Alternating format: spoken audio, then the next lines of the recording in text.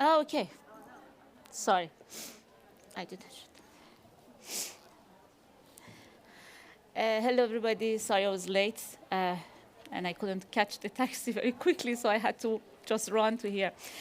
I would prefer to read something, hopefully short, but and then if we have time, so then we can discuss. Yeah, my name is Parvin Ardalan, and I'm a feminist activist and writer. So for a long time, I've worked and fight for women's rights, and I'm living in Sweden since 2010. So I just wanted to start with because of the saving the time. More than 2 months have passed since protests in Iran. During these 2 months, the protests have grown in scope, geographical spread, and intensity every day. Now the world is listening to the voice of Iran's disenfranchised citizens. The difference this time is that the protests are about women's life freedom. The murder of Mahsa Amini started a widespread protest for life. This is a radical shift from the regime's culture of dying for Islam, which was established after the 1979 revolution in Iran. The martyrdom culture of dying for religion and reaching heaven, or the ideological practice of exporting the Islamic pursuit exporting the Islamic revolution to the world, which was pursued during Iraq-Iran war in the 80s, and more recently in the proxy wars of the regime in the Middle East, is radically challenged by these protests. In other words, the death-seeking, death-desiring culture of Islamic regime is now resisted through protest for life. This is the main slogan that nowadays exists in the streets. People are dying for life. So let us know what happened. Jina Mahsa Amini, 22 years old, Kurdish girl, was murdered in Tehran. The hijab enforcing police arrested her on 13 September. 3 days later, on 16 September, she died in the hospital. The official narrative was that Jina died of a stroke. That they're saying for every people that they're killing. However, the eyewitness accounts from inside of the police car tell a different story. But typically story of verbal abuse, humiliation, as well as physical abuse inside of the police van, which was on its way to a detention center. Detention center is a place that when they arrest the girls, boys with the morality police, they send them there, and then they try to guide them to how to be behavior in a public street. The news of Jina's death immediately triggered protests in Iranian Kurdistan. Kurdistan, ever since the birth of the Islamic Republic in 1979, has housed many political movements in opposition to the regime, the Islamic regime. Therefore, Kurdistan has been subjected to particularly harsh repression from the beginning. However, the protests of recent weeks are not limited to Kurdistan. The Kurdish slogan, Jen Jian Azadi, or woman life freedom, has been picked up from the Kurdistan picked up and shouted in protest around Iran, Zan Zendegi Azadi. There was an ongoing accumulation of demands and dissatisfaction over the years. It was predictable to see these demands explode at the same point. The beautiful thing is that the turning point for this explosion of demands was the intersection of various economic, religious, ethnic demands with women's rights movement and the call for freedom. Women's rights became the center of gravity that holds everything in this protest together. But what made people to go to the street this time? It is not the first time. We have a lot of uprising all of the years after the revolution in Iran. First, we need to understand that Iran is a country with a long history and culture of protests. Women's rights movement in Iran has been part of the Iranian constitutional movement for more than 100 years. We should see the cultural protests in connection with the long history of women's struggle in Iran. There are many other factors involved here. First, Jina was killed by morality police, by Ershad police, they call it. Death by the police is always a tragic death.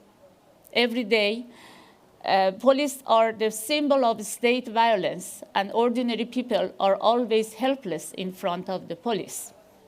But here we also have a police force that has only one task, and that task is to violently control women's sexuality. This massive tragedy was the revolutionary trigger. Another factor is that Jina was a Kurdish woman. The regime sees Kurdish population as a threat. Religious and ethnic minorities in Iran are always hit harder by the police, military and economic deprivation. But another reason that made people go to the streets like this is perhaps the historical and social meaning of hijab laws for the 1979 religious revolutions. The hijab law and military siege of Kurdistan in Iran was the first thing that the new regime did. In 1979, the two main forced attack was Kurdistan because they were the political activists, and also women, the hijab. And then these things was the first, and now they are again the first, in vice versa. Almost immediately after victory of revolutionary movement in February 1979, the leader of the revolution, Ayatollah Khomeini, came to the command. The wearing of hijab, it was the command of wearing of hijab. It was not a law, nor as a fatwa. It was only a demand. It began the evening before International Women's Day in 1979, March 7. Khomeini demanded that then provisions of government ensure that Islamic dress code for women was enforced within the civil service. Planned celebration for International Women's Day in Tehran were quickly turned into demonstration against this new order. The protests continued in the following days, culminating on March 11, when approximately 15,000 women participated. Photos from these demonstrations have circulated nowadays, of course, widely in social media these days as a reminder that women's struggle for equality in the Islamic Republic has a long history. The truth is that the women who marched against the compulsory hijab in 1979 were politically isolated that day. The issue of the regime were different. The unity of the revolutionary forces anti-imperialism, economic redistribution, and distancing from everything associated with the previous regime. Not even the liberals or the left clearly backed the marching of women. But women with hijab that times supported women that they was fighting for their hijab, because it was the question of choice, not about what we are going to cover. The whole of social life was to be legitimized, and although the understanding of Islam that he advanced was in several respects non-traditional, Khomeini was quick to emphasize that the control of men and society over women's body and sexuality as a central to the new Islamic society in the context of Iran. Already the week after the revolution's victory, family laws were reformed in a patriarchal direction.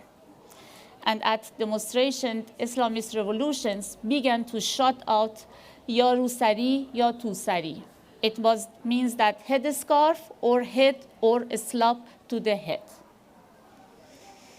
In about 2 or 3 years, all opposition was eliminated, while the war against Iraq relegated to the other issues to the background. After the war between Iran and Iraq, using the forced hijab, it was changed to a norm. People were thinking now it's an Islamic norm, so then we have to obey of that. And gradually control over the female body became the flag that would certify that then Iran nevertheless remained a country with the Islamic order. The discussions about hijab for a long time was taboo, because then we had a flag, and it's the code of to see that what is the Islamic country, that is an Islamic country that woman has hijab. It was like a flag of country. During these years, women's struggle for gender equality and against violence were pursued in various ways, from lobbying with the power to street protests and the various campaigns for the presence of women, but also daily resistance about the size, the form, and the color of the hijab according to the cultural and religious norms. During that times when they started, they said that you have to have a long scarf and then big mantle, long mantle, and different dark colors. But gradually in the resistance movement that happens in Iran, people change this norm, change this form. But at least we have this law. At the same time, the police enforced control over women's body and sexuality has paradoxically had the effect of increasing awareness of women's right to decide over their own body. The women who protest against mandatory hijab today are not isolated, but are supported by the broad section of society.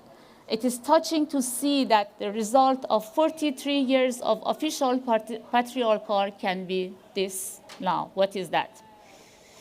But why does losing hijab leads to the destruction of the whole society, whole social and political architecture of the Islamic Republic? In the context of Iran and in its Islamic revolution, hijab is a headscarf covering all manner of social presence. Removing the headscarf is also removing the social structure that Islamic Republic tried to impose on the Iranian for more than 40 years. The challenge of the social and political life by the protester is most visible in the level of consciousness that is displayed every day. In the videos that come from Iran, we see that here forms of social expression that are larging the core to this regime's ideological foundations. Yesterday, a father on the grave of his son, who was killed in the protest, said in the past, when they wanted to say someone is honorable or brave, they would say, what a man. Today, we need to say, what a woman. This shows that how the old frameworks are radically transforming.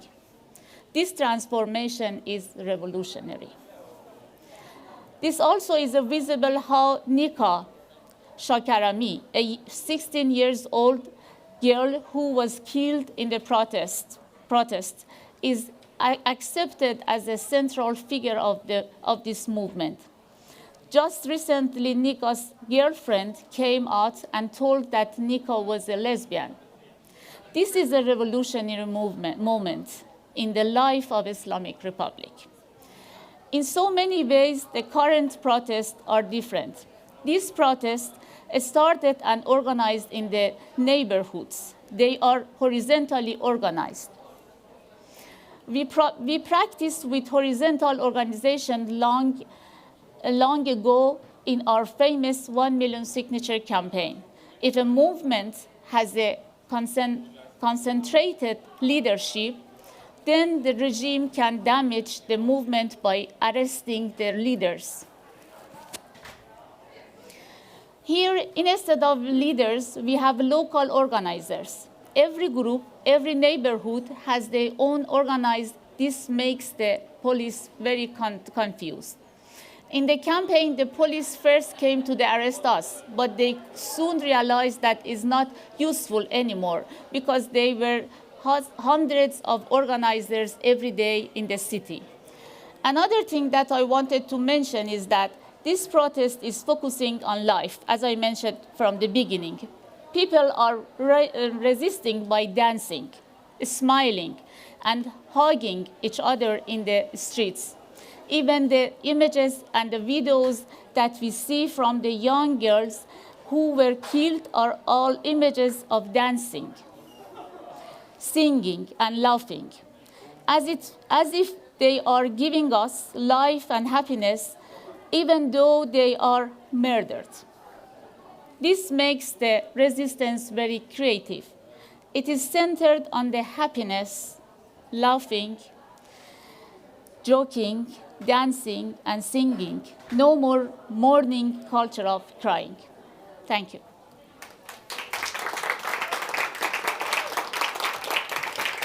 Thanks. Sorry, I was mistaken reading.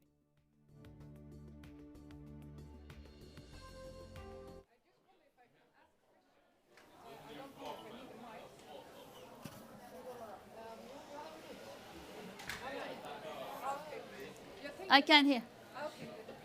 I was just thinking about this is such an important topic and such an important system that is going on, for your free will and so on. Mm-hmm. What I sometimes find like is a little bit missing in it is that, as it was in your show, like Islam, it is not like this. No, it's a context of Iran. Exactly. And that is just so important to. So my question is basically, how do we make sure that this kind of resistance movements actually bring us together for something good and not like separate us even more? So Okay. So I think that the reason is the consciousness that exists now. In 1979, it was completely different.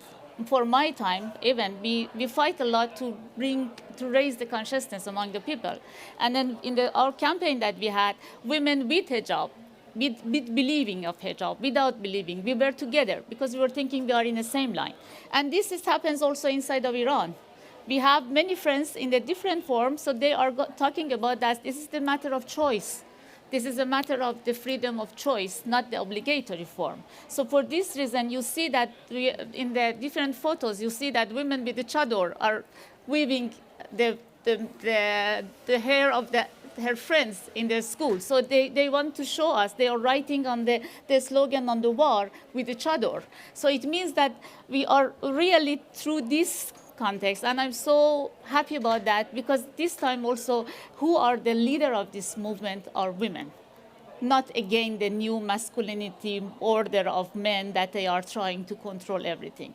And another thing is that resistance among the women is full of more consciousness and also gender consciousness about everything. And this is the most important thing. It's not just about to taking off this hijab. It means that how I can be thinking free and deciding free. And I think this is the whole role for the country.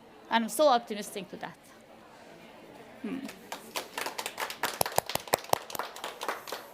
Yes.